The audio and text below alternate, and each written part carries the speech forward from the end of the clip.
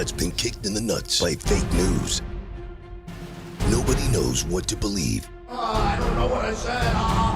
We need one maverick newsman to cut through all the noise and tell us what's really real. I'm not that guy. Hello! Welcome to Really Real with Richie Redding. I'm Richie Redding. I'd like to thank both of you for watching and listening.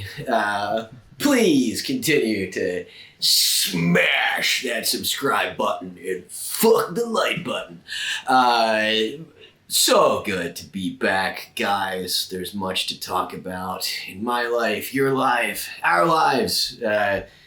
We've got our boy Bobby behind the ones and twos. The American Taliban beard is still in full effect. the John Walker Lind. God, I want to trim that thing for you. We got our boy Twiz in Nigeria still holding it down. I have successfully evaded 3 Nigerian scams in the last week since I somehow kicked a hornet's nest and essentially just challenged a nation known for its scammers to come and scam me. I got 3 different. I got one was a PayPal thing. I got another one that was an unpaid invoice through QuickBooks, and then yet another one through Square. So they're coming for me, baby, but I'm parrying. You know what I mean? I'm covered up. Not gonna get me like that.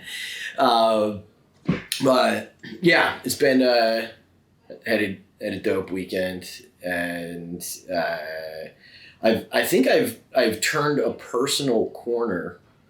This is very exciting, Bobby. That for the first, so I have a problem with boundaries. Apparently, this is what my therapist tells me, that I have to draw better boundaries, and and let people know they can't do certain things. And I was at the gym. I was doing my kettlebell workout, and had the studio parked to myself, and this pretty hot girl comes in, and she's there, and she's like talking when she comes in. She puts her phone down. She starts doing jumping jacks, and she's still shout talking, and I'm like, is this going to happen this whole time? And then the phone, I'm thinking that she has headphones on at least. No, this psycho has a personal trainer on a Zoom call on speaker. So she starts doing squats, and the trainer is counting stuff out. And I just started, even though I was doing my own kettlebell workout, I'm doing this shit. Every time the trainer said something, I just went, annoying. And the girl's like, wait, what? And I just didn't say anything. And then the trainer starts talking. Literally every rep that the trainer said something, I just went, annoying. Amazing. And this girl's finally like, I'm going to go to a different room. And she left and gave me a dirty look. But it was really a great moment in realizing that there was something kind of Larry David-ish about it. That I've got a girlfriend. What do I give a fuck about this girl? I've been in this relationship for 9 years. I don't give a fuck about this girl and her feelings. And we're moving out of this building in 25 days. It's time to go out in a blaze of FUs. And I mean, dude, how many times I've just sat there and just shot eye daggers at somebody that's annoying the shit out of me, that's on speakerphone at the airport or something. I might just start. I should learn how to fight way better before doing this, but I don't know. I feel like they're so passive aggressive about it that there's a disregard to it, that it's such territory marking. You're either marking your territory or you're completely aloof to other people, so that when somebody does dare say that it's annoying, it's like, oh, I'm so put out. Go fuck yourself. So that felt great. And then last night on the train coming back from the city, I was on the PATH train, and an Indian dude next to me just broke into song. Like, just like, but it was like Indian chanting music, and like it went on for a good 3 minutes, and like people are like looking around at each other and shit, and he's got his eyes closed and he's doing this chanting, and I just to check, I put my phone out and I like you know, I had the video on to see what he was doing, and he didn't even have headphones in. Dude's just chanting on the train, and me and this girl are looking at each other from across the way, like, what the fuck? And I finally just gave him a nudge, and he like stopped for a second, and I just looked at him like, no. And he stopped. He was all pissy about it, but he stopped. And that one, I actually kind of felt like an asshole. Like, it was probably some religious song that he was just so filled with God's love and joy that he just had to sing out to Krishna. And then he just gets a cranky white elbow. Oh, man. No. But that was, well, it's funny. It also shows you how far we've come since 9/11. There's no way. There's no fucking way of brown dudes on the subway in New York City singing back then. Excuse me, are there any former Marines on this subway? Oh, Jesus. If anything, if it was 20 years ago, they would have been like whistling "God Bless America" or something like that. Just fucking keeping that profile low. Have you ever been on I think one of the weirdest things in public is I've been on flights with Hasidic Jews, and like they're as strict, if not more strict, with as the Muslim prayers. But they've got the gladiator straps that they got to like wrap around their fist, and then the little like it's basically a little piece of like rubber or something just made for banging your head against the wall. And the first time I saw that, it was like completely unsettling. Like, especially on a plane, like, I don't want somebody to be praying so hard that it feels like they know something I don't. You know what I mean? Like, couple Baruch Atah noise, like, I'm good with that. But you start all the shaking and shit, it's like, bro, do you know for a fact this thing's going down? Like, what's happening here? The best is if you take an early international flight and you've got the Muslims praying on one end of the airport, and then you've got the Hasidic Jews rocking and praying on the other, and you're like, oh God, things could really get ugly in a few seconds here. Yeah. The only difference is they're just facing in different directions. Exactly. Yeah. They just have different taste in hats. The Muslim hat, the kufi, more comfy, I would say. I would agree. But, yeah, and then so one of I feel like it hasn't gotten nearly as much attention as it should with the that huge piece of I-95 getting knocked out in Philly. Let's pull this up. Just pull up the article first if you can. Body recovered from rubble, Philadelphia I-95 highway collapse. Yeah, dude, look at that piece of fucking highway that's missing. This is enormous. I mean, you can tell it's 3 whole lanes of I-95 just went down, and it was there was a fuel tanker that exploded directly underneath of it, and it cooked for like, an hour or two, and the whole thing buckled and collapsed. So, tragic for the families, obviously, but dude, can you see it? No, scroll it down. Holy shit. It's amazing only one person died in that. Right? But like, it's also That's good. It's also such a, it's so endemic of what's happening in the country.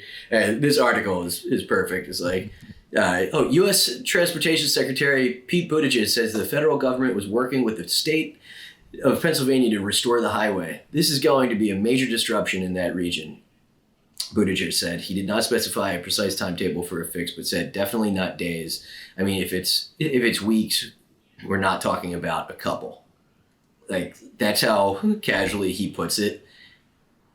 I didn't see anything about him actually showing up there yet again, just like he never went to Ohio. This dude is just about like ropes, like ribbon cutting ceremonies, and that's it. Since he's been it's just timing, right? That like somebody's going to be holding the bag when the infrastructure starts to fail.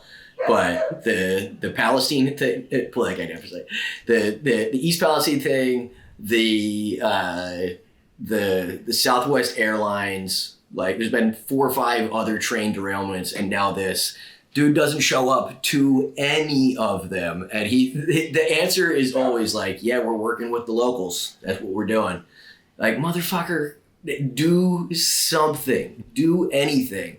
And did I tell you about this? That when I watched this press conference where it was the White House press correspondent, KJP, that they asked her about Buttigieg not going to Ohio.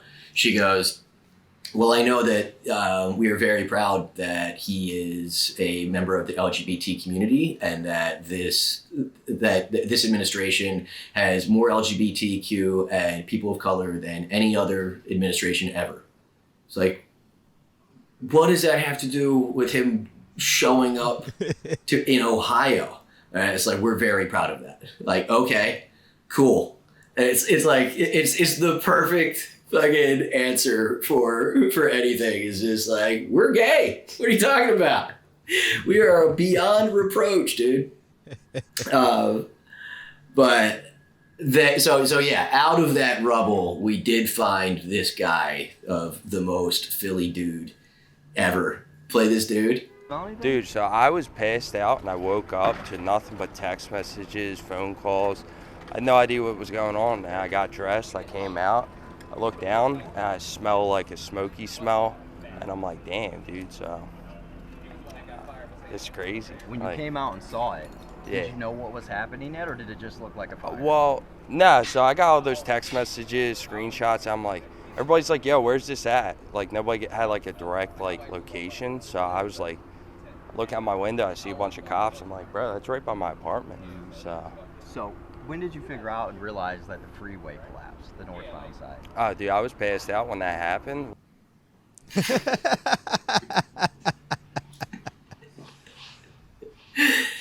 In 42 seconds, he managed to say that he was passed out 3 times. And it was like 11 a.m. or something. Yes. It was like, it was late enough. It was late enough that you could have like, that, you know, most people are up, but also that like, you didn't have to stress that like, you still could have just been like sleeping off Saturday. It's like, no, I need to be very clear. I was passed the fuck out. That's what happened. Oh, that guy's great, man. Yeah, man, we're up there in the 700s over there, and, I had a couple perk 30s, fucking passed out, dude. That guy, he's super northeast, and, dude, this is such ridiculous. So, whenever I got gigs in Northeast Philly, it was a major pain in the ass because I didn't have a car when I first started doing comedy, and like the Philly public transportation is still just an absolute mystery to me. No fucking idea. It's like, just leave 5 hours early. So it was this guy JJ had this trash bar that he had like, I did it once, and it was a contest, which was always a thing of for low level comics. You have to do all these contests, which is a way for them to only give either $50 or $100 to just one person, and everybody else performs for free. And I went, and I'm months into comedy at this point, like literally like 2 or 3 months in. And it went well, only vis-a-vis everybody else. It was just a bomb festival. This is how long ago it was. It was the same day that Mike Tyson debuted his face tattoo. That's how long that might be older than Twiz. So I very much remember that was definitely the first day that he ever that thing came out, and it was like he was trying to change his image. Like, whoa, don't do it. We forgot about jail. Now we only see the face tattoo. But so like my set went okay. It was just like it got some laughs. So I'm about to win, and I've got this thing in the bag. I'm like, I'm getting a big fucking bag of blow. Hell yeah. At the last second, Joe DeRosa walks in, and he's like, hey, can I go up? I'm like, motherfucker. So he went and also did well. So they wound up, they like hold the embarrassing thing of like, who do you guys like, this guy or this guy? And it came down to a tie between me and DeRosa. So we split the $100, and I'm like a full blown cokehead at this point. I'm just like, dude, let's go get fucking snooters. Let's go get fucking snooters. And he's like, this is the only money I made this week. Don't you think we should like just keep the money? And I was like, yeah. Like, now that you say it, it's a real crackhead tendency I have to spend the only $50 I've made from comedy on on cocaine, when you put it that way. But so this is a trash bar, right? It's a total trash bar. And the thing that put me on this whole train of thought was that so JJ gives me my $50. He also gave me a couple of Percocets. And so I wind up calling him back about getting more Percocets, and he's like, yo, I've got a thing that like me and this dude Sean Clay, we're gonna be doing a wet t-shirt contest at the bar. So what I want to do is like Sean's hosting it, and then you can just like do comedy in between. You can like co-host it with him. But we're gonna have all the girls there, and it's like they're all gonna do like a little strip tease first, and you can kind of roast them a little bit, and then this is so fucked up. He's like, you kind of roast them a little bit, and then like I just need you to like stretch it out, because we're probably gonna have like 10 girls, because it's like I think it was like a $200 prize stands out in my head.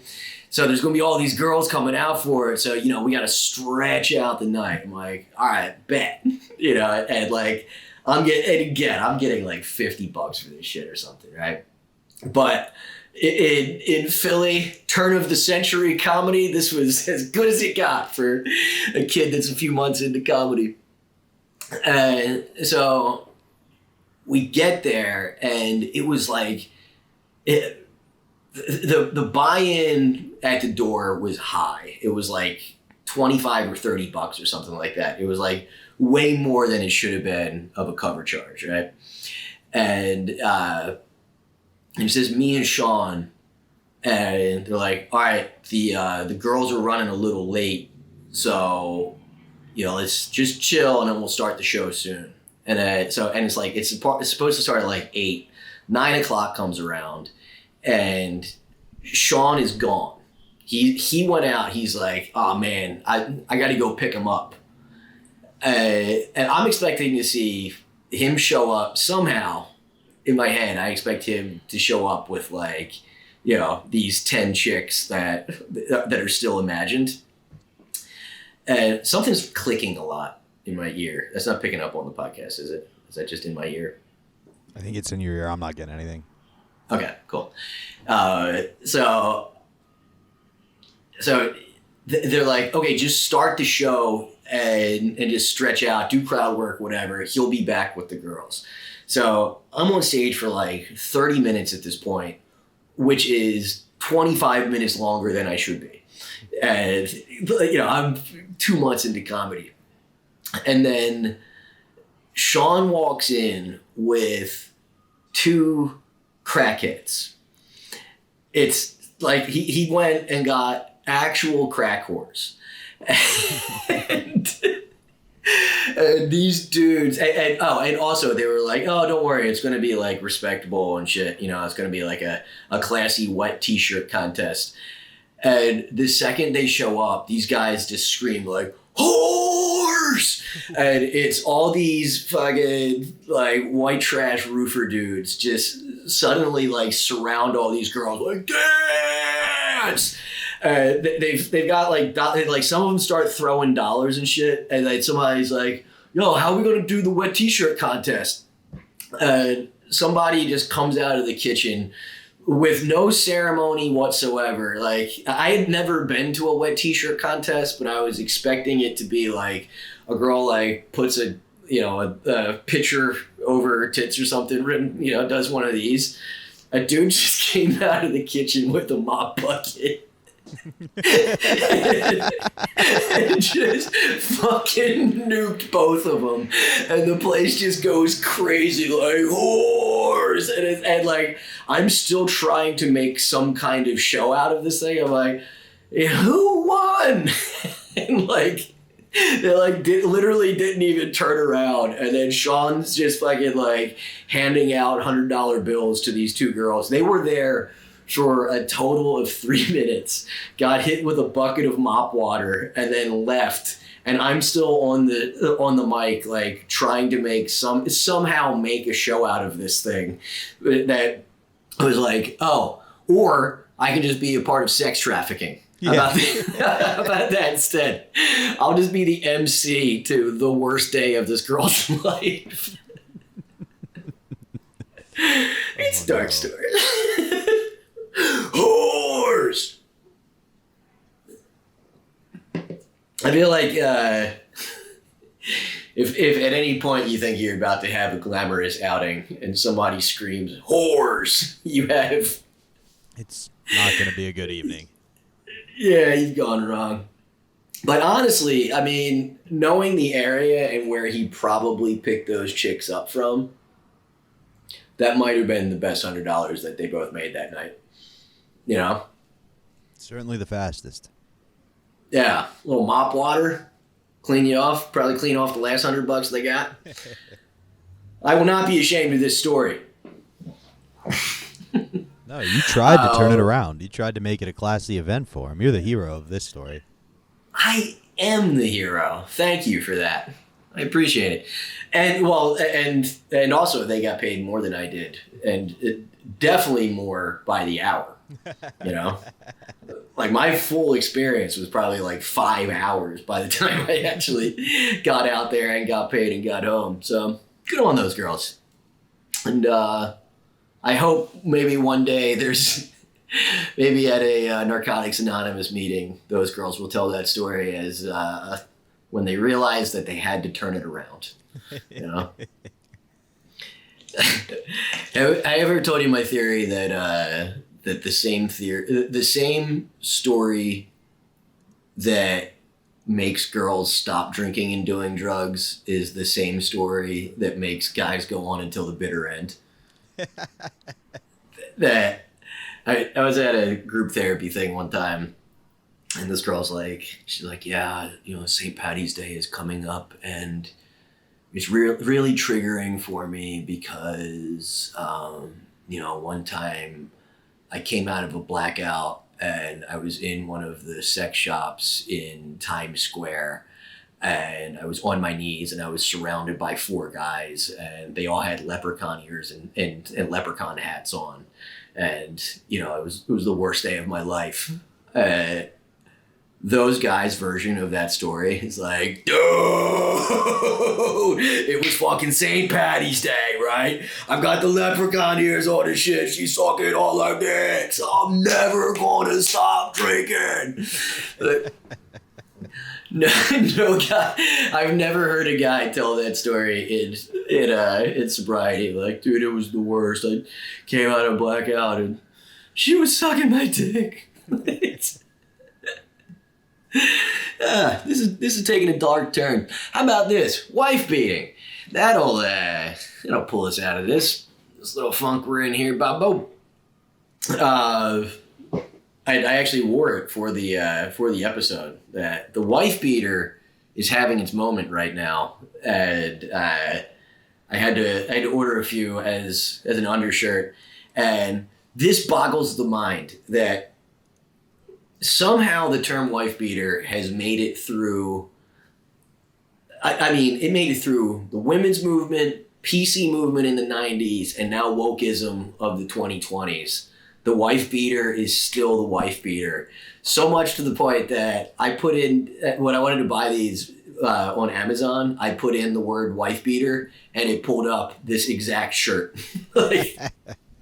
like even Amazon isn't like trying to dance around this thing being a wife beater.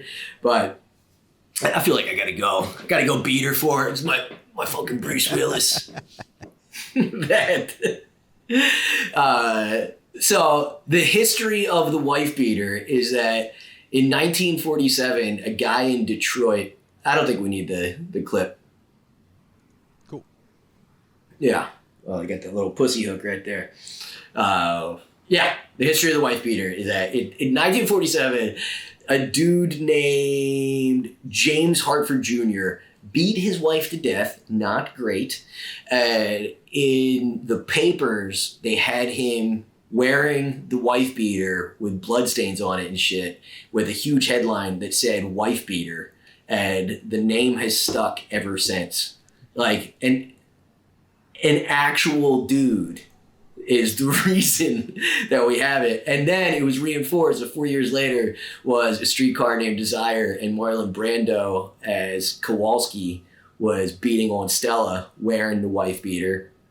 But the craziest part is that wife beater is actually, in a way, better than the previous name that it had, which was the Guinea tea or the Dago tea, because it was entirely associated with Italians who, let's face it, not afraid to correct the misses. But this is fun also, was that there was another, when was it? Let me find this thing. I did a semi-deep dive on it.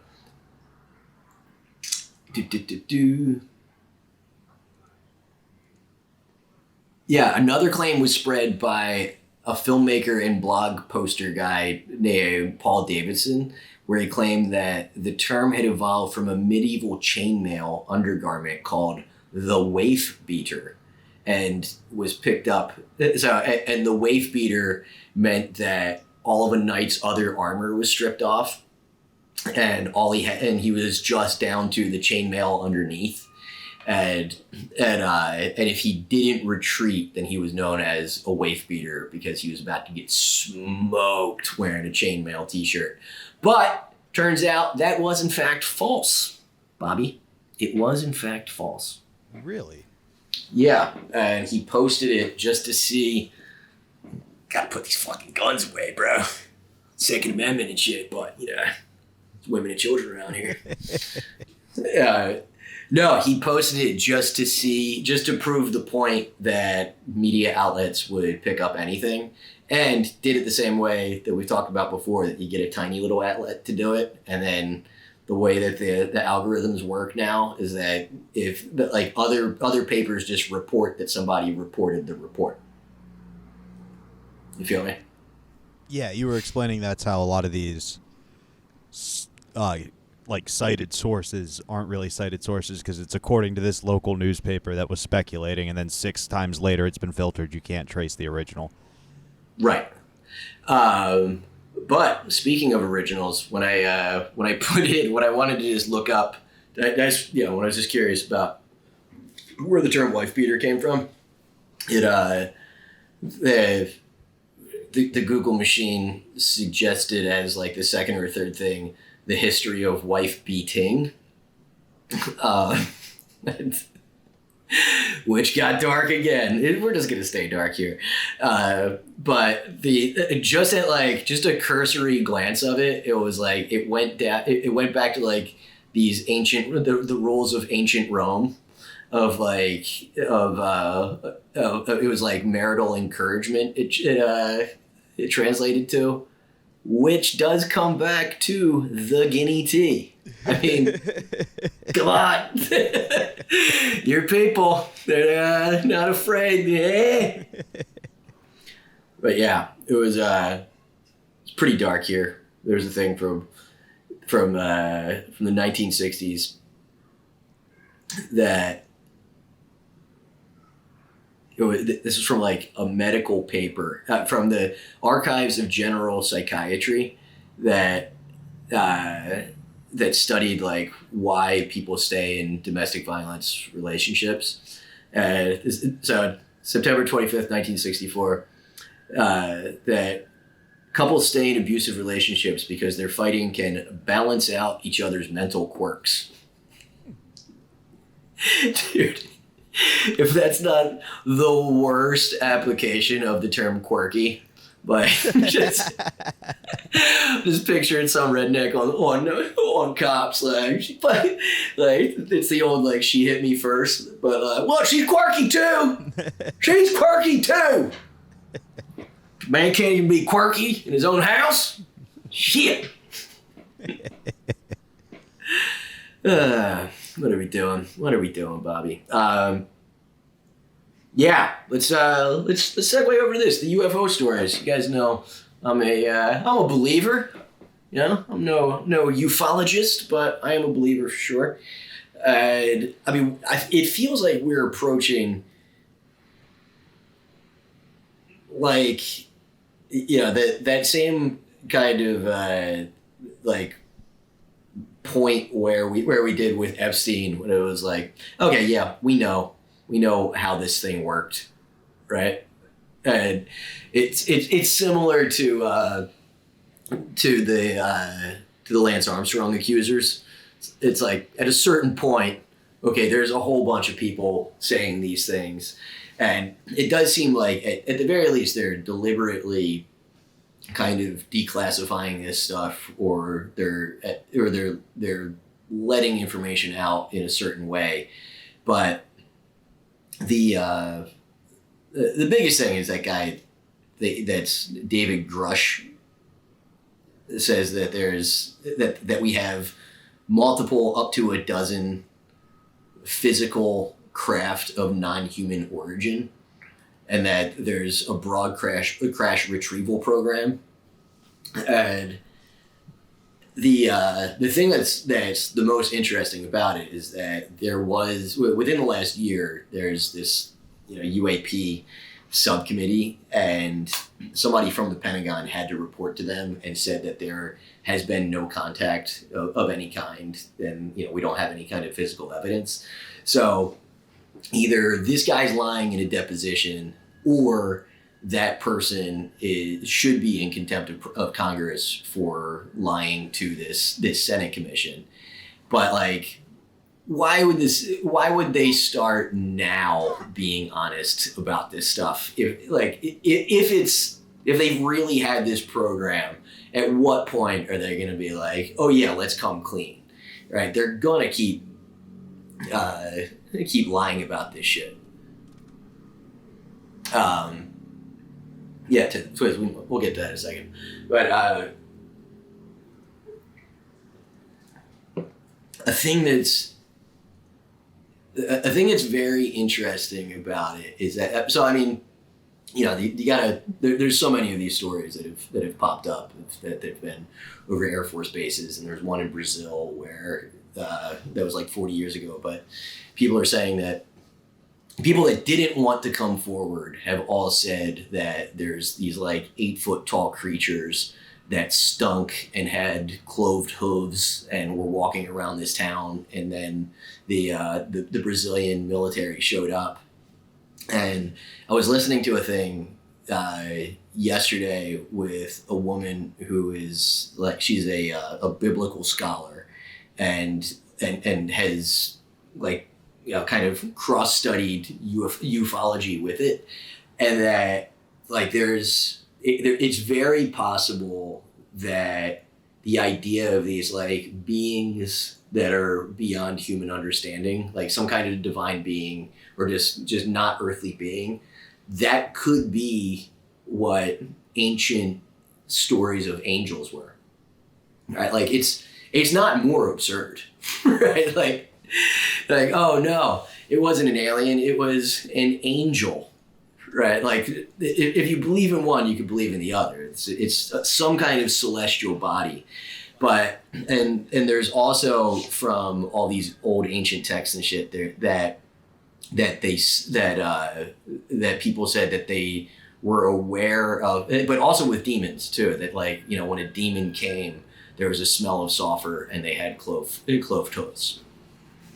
I mean, so like Satan, yeah. if you think about it, like the myth is he crashed from the heavens, like the fall. Ooh. He crashed down from the heavens. There's a lot of parallels, like a spacecraft crashing down to Earth. Yeah. Huh. It's really interesting. It's like, I feel like this is one of those things that it's like people don't talk about because skeptics of it are like, oh, well, what do you think it is? I don't know. Like, you know, it's why do you have to try to, why am I supposed to have to explain the inexplicable just to talk about it? I mean, people talk about God all the time, right? Like, oh, do you actually understand God? No, of course you don't. Like, it's something that's beyond anybody's understanding.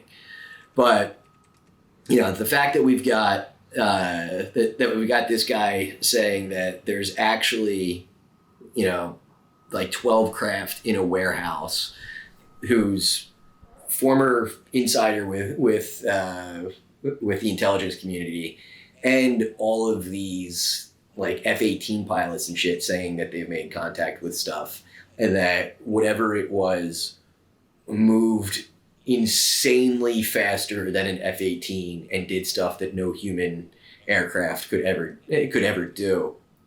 Like, an F-18 pilot might be the most psychologically evaluated person on the planet, right?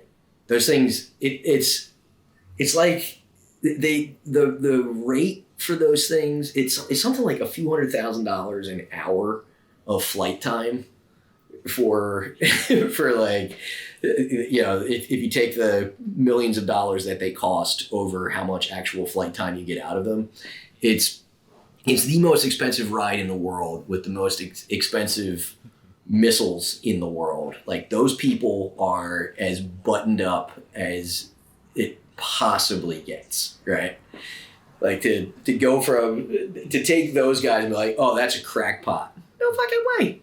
But one very interesting thing that came out of this was that one, also, if you're following these things, there was there was a crash supposedly in Nevada that there was some police camera footage that was pretty interesting, but just because it was blacked out, but it didn't get anywhere, and it actually seems like it was pretty not legit. So I don't buy these things on face value. But one of the whistleblower reports said that a crash UFO recovered from the U.S. military distorted space-time, so that they go into it and it was the size of a football stadium while the outside was only 30 feet in diameter. And that to me is so interesting because it totally opens up the idea of like multiverse type shit. And also, I mean, the thing that I've always thought was cool, and I know I've talked about it on here before, is like, well, what if it's just time traveling humans, right? And like, and also that weird ass thing that got reported, and then you never heard about it again when it was the Chinese spy balloons that we talked about in like one of the first couple episodes, was that supposedly the reason that the F-18, the Sidewinder missile, missed that thing is because when they got up on top of it, all of the instruments, the time records on the video got all screwy. Weird. Yeah, I don't know. But then again, also, I mean, on the other hand, there's people that say like, oh, this stuff, they can explain it away by saying it's high tech stuff, right? It's like high tech human stuff. So first of all, the fear is that it's Chinese or Russian, right? Especially Chinese, but every time a Black Hawk helicopter goes down, the Chinese buy it off of wherever it landed. They got them in Afghanistan. Well, we gave them a bunch in Afghanistan. But, supposedly when they got Bin Laden and they left half of a Black Hawk behind in Pakistan, the Chinese bought that so that they could reverse engineer it. So why are they reverse engineering our shitty helicopters if they've got like a 10,000 mile per hour stop on a dime, submerge underwater without making a splash kind of technology that defies the space-time continuum? Like, that doesn't really make sense. And then if these UFOs are American made, when has America had the ability to fuck somebody up and didn't use it? Right? I mean, dude, we had the atom bomb for like 3 days before it was just like, woo! Like that, dude, there's not a chance that we could sit on having that. Trump would have been campaigning off of that bitch, right? Oh, yeah. Like, dude, I mean, in the peak of COVID, when Trump was just getting his ass kicked, when he had COVID, he had 30% friggin' approval rating. You're telling me if he had this thing that could defy the space-time continuum, he wouldn't just be like, like just... He can't even have a secret document that's a map of Iran without showing it to people. You think this guy could have kept a UFO secret for more than a day? Dude, I mean, he dropped the mother of all bombs like a month after he found out about it, because it was just like, it's called what? Boom, let's go. Trump ain't keeping no UFO secret. But I don't know. People are all excited about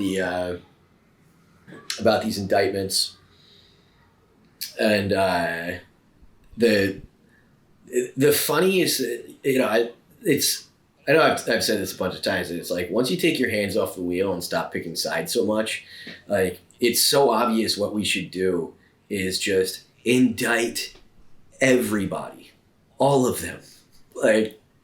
Yeah, the idea of just this whole thing of like, oh well, Trump's got those documents, but what about Hunter's? Yeah, I can arrest him too. Let's do this. Everybody. Let's purge. French Revolution. Get the guillotine and let's fucking roll some heads. That's not my grandpa. I don't give a fuck about Biden. But on the other hand, if Biden says he doesn't recall, you better believe that man does not recall whatever happened, is truly behind him now. But yeah, people are all excited about this thing with Chuck Grassley, that he's got this, that supposedly there's evidence of a $5 million payment to Hunter that like makes reference that you need to save 10% for the big guy. But the thing that they're all getting so excited about, and it's like, Grassley's like blabbing about all this shit, saying that there's 15 phone calls and there's recordings and stuff like that. But it all comes from, and he's saying it's from a 1023, which is, I looked it up. It's a report of,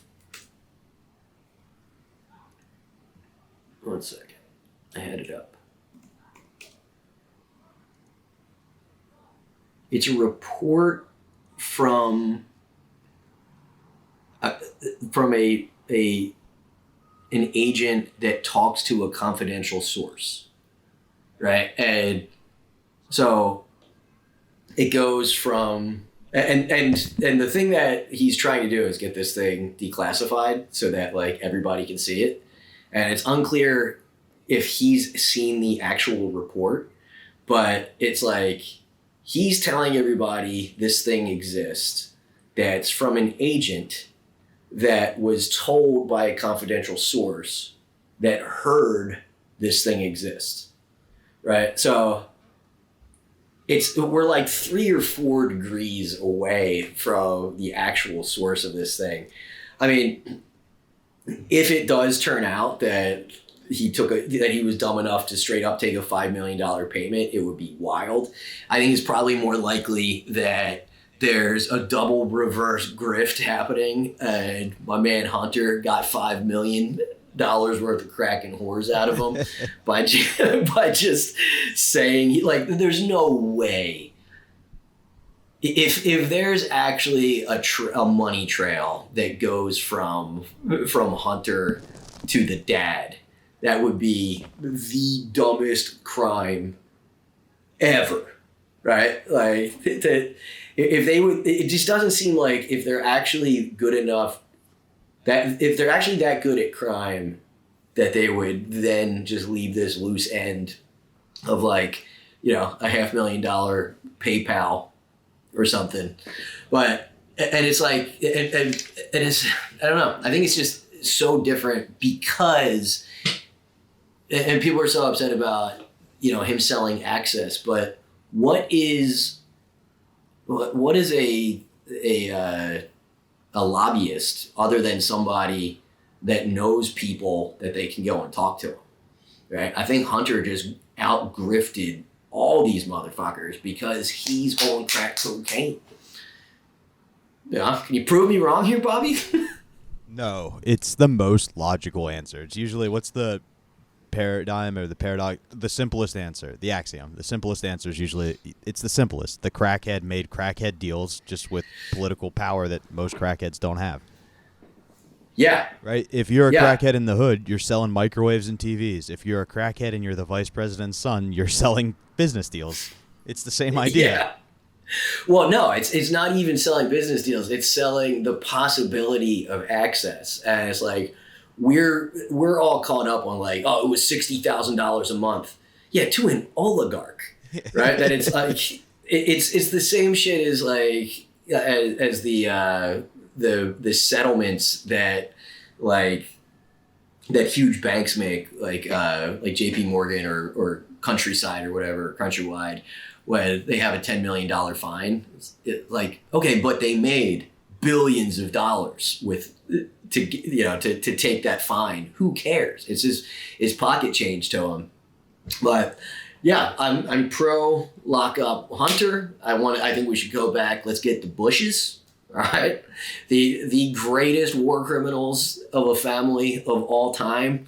I mean, let's get W. Let's get fucking HW, the only man in America that doesn't remember where he was the day that JFK got shot. Let's get him when he was in the CIA. Let's get Prescott Bush, who was fucking selling oil to Hitler. Let's do this shit, baby. Let him roll. And who was the president before W? Let's go after that family for their business deals as well. Reagan? Oh, Clinton. Oh, sure. I'm saying it's not everybody. There's dirt. Jimmy Carter probably did some bad deals through the fucking building houses. Let's get them all. Ah, man. I don't know. I think Jimmy is the only one that he was too big of a pussy to commit any crimes. I agree. I mean, do you know about what was the the name of their first operation? So that The movie Argo is based on the Iran-Contra, or no, the Iran hostage situation. The Green Berets were actually created for this mission, or it was at least like their first one. And they had the full might and power of the entire U.S. military. And they sent, I want to say, 6 helicopters. And that was the whole plan, was to send 6 helicopters. And it like barely had enough seats for everybody if everything went well. And then like by the time they actually got to the desert, 4 of them broke down. And it was like the single biggest military disaster of all time. So that is the crime of old Jimmy Carter. But yeah, Bill, Hillary, wrap them up. Yeah, dude, Bill was doing such wild shit in Arkansas that like, yeah, before no, even before all the cocaine stuff with the CIA running shit through there, that like there was all kinds of Korean investment in Arkansas while he was there. That was during the time that literally like bankrupted the country of Korea. It was the Kaibal period, that it was like the mafia was running there, just straight up running the entire country, and it was just the most elaborate system of bribes that's like ever been constructed by mankind. And during that time, they were deeply connected to like, you know, like pre-governor Bill Clinton, which is super interesting. Very interesting. Yeah. We're just into textiles is all. All right.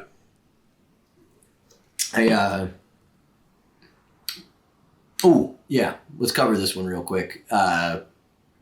The trans TikTok star that went famous. That went viral. This is wild. Trans activist Rose Montoya doubles down on going topless at the White House, saying it was perfectly legal. Montoya, a biological man, who cares, defended the display of nudity, saying that the laws in Washington, D.C. allow for going topless. The TikTok influencer expressed support for freeing the nipple and argued critics were only acknowledging that trans women are women. What? Argued critics were only acknowledging that trans women are women. By getting mad that she showed her boobs, you're acknowledging that as a trans woman, she's really a woman because you're subjecting her to the same stereotypes you would a traditional woman. Okay. Yeah. Yeah. That's the proof. That is a Gordian knot that she just tied herself in. Play the video of this shit. Welcome to the White House. Thank you. Can we take a little video? Hi, Mr. Wait, first of all, pause it. Wood. Go. President, it is an honor. Trans rights are human rights. Are we topless at the White House? And then, keep playing it.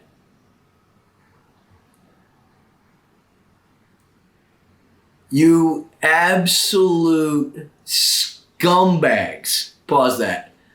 Scumbags.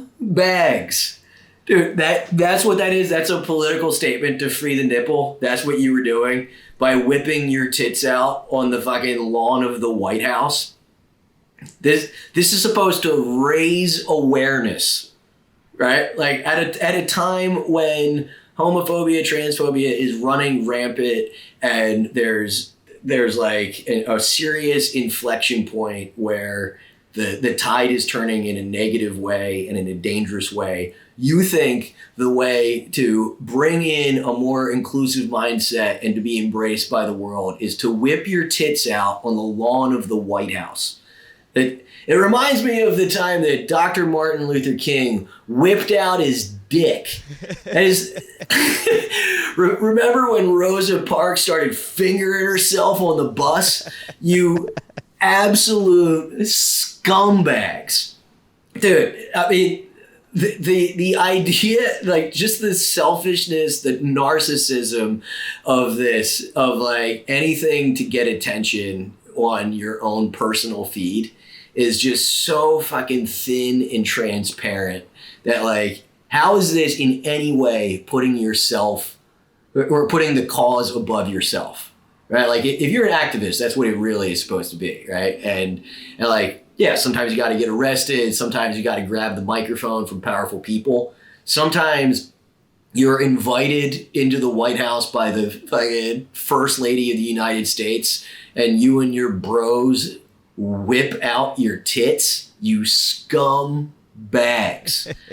Look, for the record, I am pro free the nipple. Rock them shits all day long, but maybe a little bit of decorum, right? Like just a little bit. Can we still pretend that we're a real country? Right? LGBTQ all day. Good for you. Happy Pride. Keep your dick, keep your tits in your fucking respective receptacles when you're at the White House, you shitbag. Okay, I think that went well. But so I wanted to tell you this story before we get out of here. That I had I was reminded of this the other day. So for the last probably 2 or 3 weeks of my collegiate rowing career, I would in the last like 2 minutes going into the boathouse, like once practice was basically over and we would just like, you know, it's called paddling into the boathouse. I would, as we're going in, I would see chicks on the shore, and we were like, "Yo!" and pull my shirt up, and be like, "Yo, yeah!" And of course, it never worked until the very last day of practice at Penn. We're paddling along. There's 2 chicks. I mean, dude, it was literally the last 10 strokes that I would ever take as a Penn rower on the Schuylkill River. And there's these 2 chicks on the shore, these 2 cute chicks, and I do it, and they look at each other and go, boom! We're like, yes! two great sets of tits. We're pumped out of our minds, right? And 4 years later, I wind up talking to this chick that wasn't a stripper, but she was strippy, right?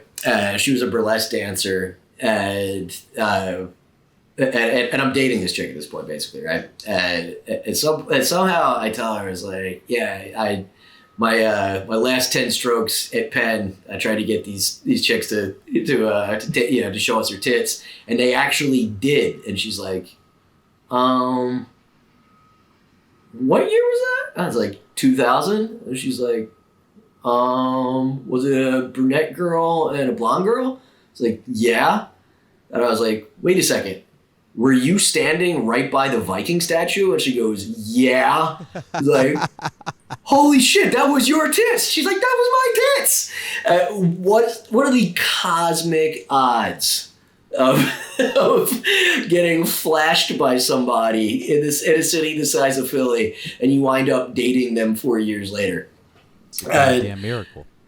Yeah, and dude, I conjured that girl. I mean, absolutely conjured her. That I remember being like all coked out one night and thinking to myself, like, I just want a girl that's like down to do blow on a fucking Tuesday, and she's hot and she's got stripper friends and blah blah blah. And like a year later, this angel just comes into my life. And she was such an angel that the first time that I woke up next to her, the first words that came to my mouth when I regained consciousness was, where the fuck is my wallet? And I stayed with that girl for 2.5 years. And that, folks, is the upside of alcoholism. I'm Richie Redding, and that's really real. Please, if you would, hit subscribe, hit like, hit share, hit all that shit that you're not doing. but please do it because we're having a blast doing this. Thank you guys so much. Thank you, Twiz, for listening, for your laugh. Thank you, Bobby Tamboro, future wife beater of America. This was great, man. Thank you guys so much. We out. In a world that's been kicked in the nuts by fake news, nobody knows what to believe. I don't know what I said. We need one maverick newsman to cut through all the noise and tell us what's really real. I'm not that guy.